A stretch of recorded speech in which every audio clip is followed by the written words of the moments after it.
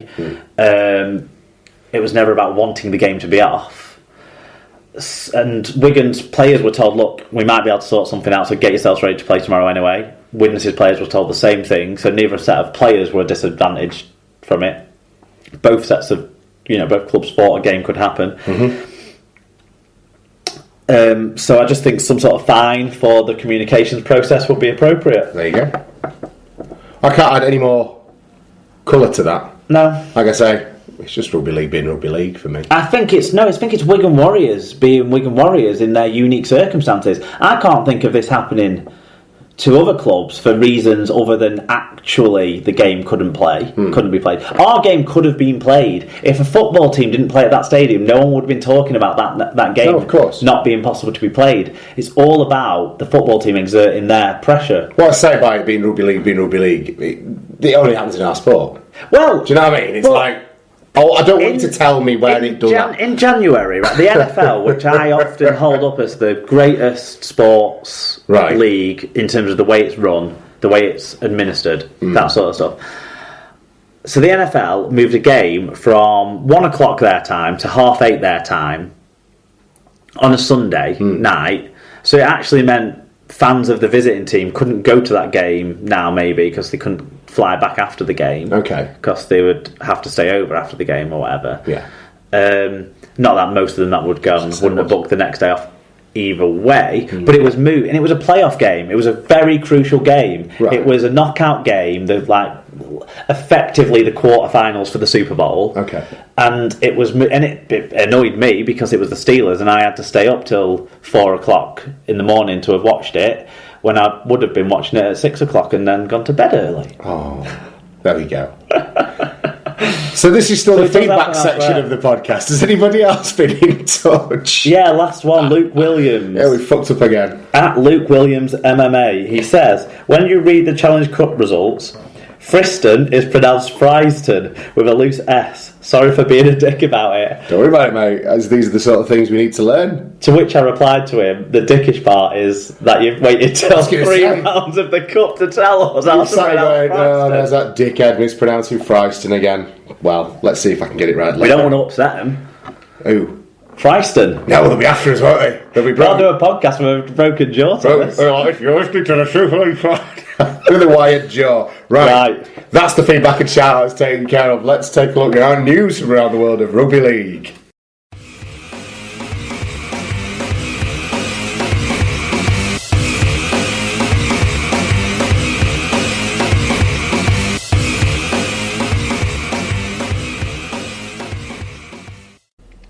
Right, to the news then, Mark Illingworth. Make it quick. Yes, well, don't you worry, I intend to. You just sit back and relax, young man.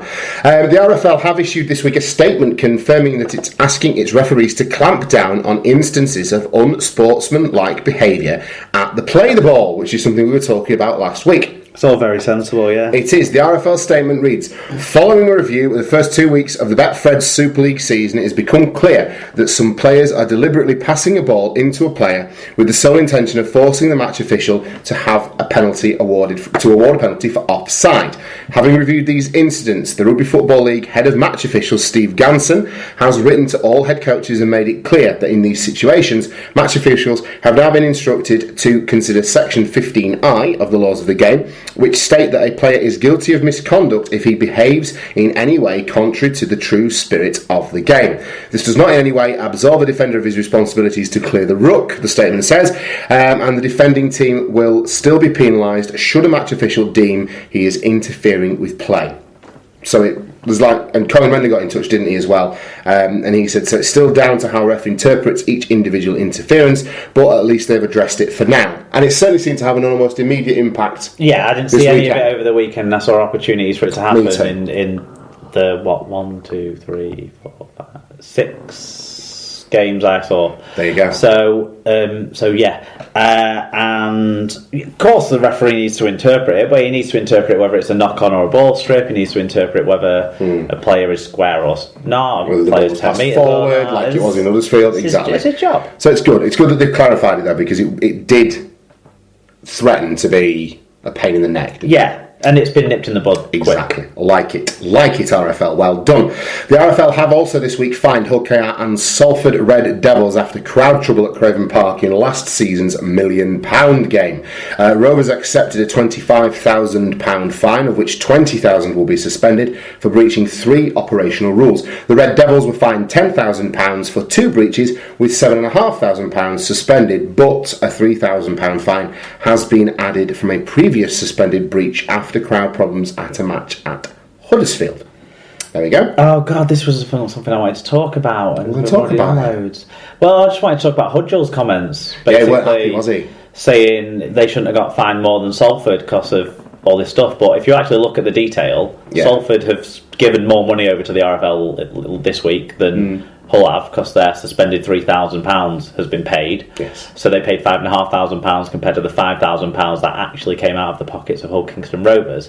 And big part of the reason he was saying was that Salford had sort of fake newsed it in terms of how many supporters they were bringing. So they sent more stewarding and resources down to the open end, the curve down to the beach, because it's that far away from the pitch, to the binocular stand. And then it turned out that there wasn't that many people there, so it wasn't. So actually, maybe the resources weren't deployed as effectively as they could be. Well, I'll tell you what: if your stadium security team can't work out that there's not as many people stood there as they thought they were going to be and redeploy, then that's your stadium management team not doing their job properly on the day. Oh no, there's no people over there. And he also said that it was the Salford fans who instigated it. Well, if you've put all your resources on too few an amount of Salford fans in the first place, how have they started it? They can't.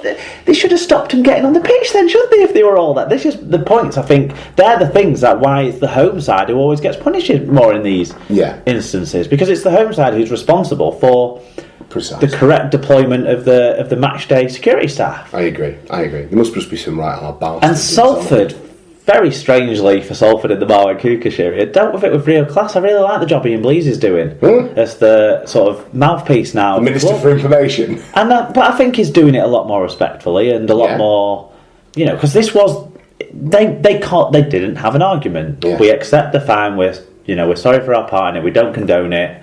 Move on. Yeah. No, it was handled. They did handle it with. And I'd completely forgotten about the pitch fighting stuff. Yeah. But I haven't forgotten about Gareth O'Brien's drop goal or Greg Johnson's try or anything like that. So rugby memories live on. Prevail over. Idiots on the pitch memories now can be put to rest, and hopefully both club supporters will behave themselves in future.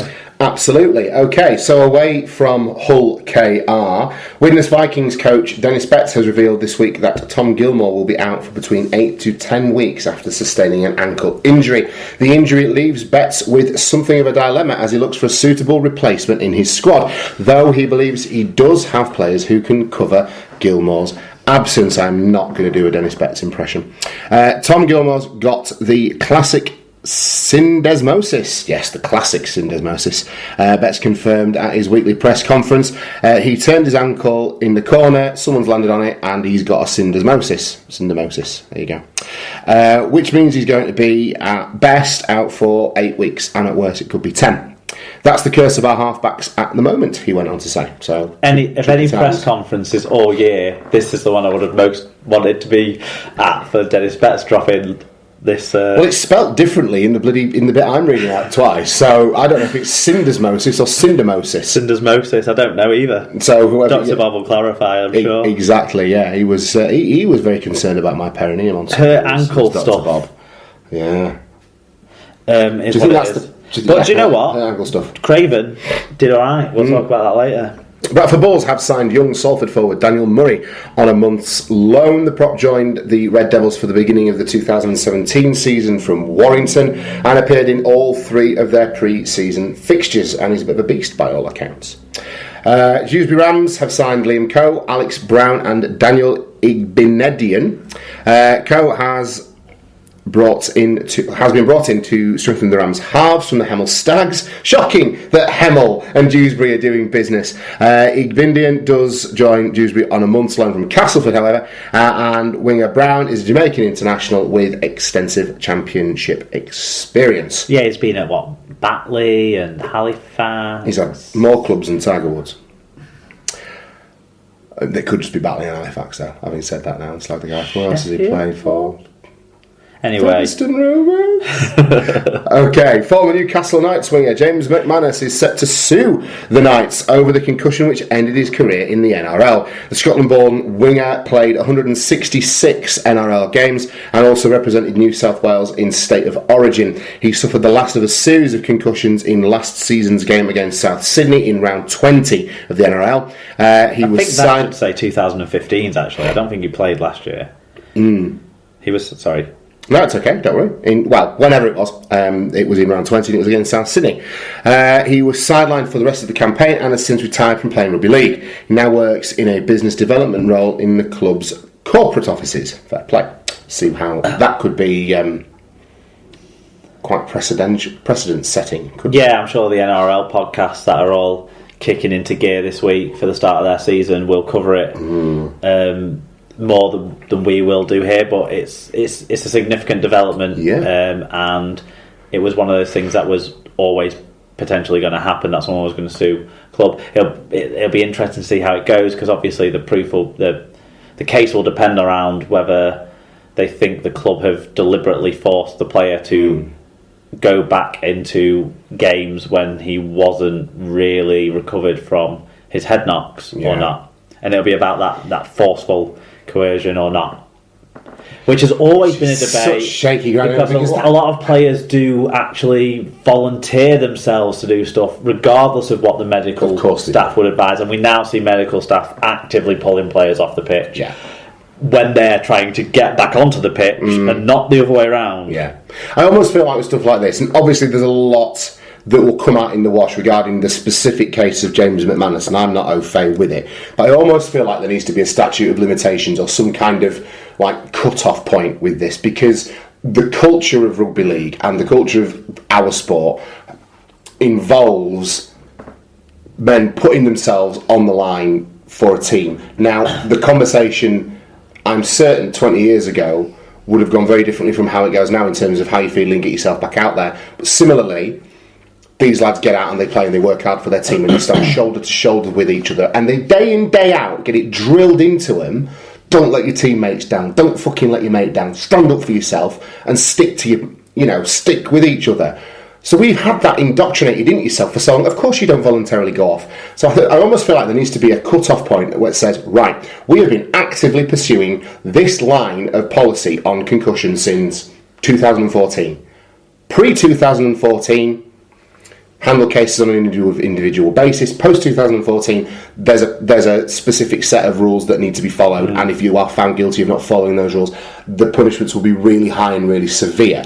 But you can't suddenly go. What happens if a guy played in the 70s comes and says, "Well, I suffer from concussions and this that." Does everybody get to have a go at doing that? I feel sorry for people whose lives are impacted. In the NFL's case, it was a class action lawsuit. What they call them in America, and it ended up being 3 figures, $100 billion payout overall for it. But the NRL clubs are heavily indebted in terms of from what we've been reading in today's trade press, and whilst the NRL machine itself generates a lot of income, how much profit from those revenues there is, I'm not sure, and the Super League certainly couldn't carry that burden of cost if the lawsuit spread over here. So it will be interesting to follow this case. Which is why I think draw a line and say anything post a certain date, that's when you'll be getting absolutely caned over for it. But again, it's something that will evoke a lot of conversation. So if you've got a thought on that and want to get in touch with us and give us something a bit more wordy than what we've just said, then please feel free to do so. Email at superleaguepod@gmail.com or give us a tweet. Castleford's court case against Castleford's court case against Sale winger Dennis Solomona, his agent Andy Clark.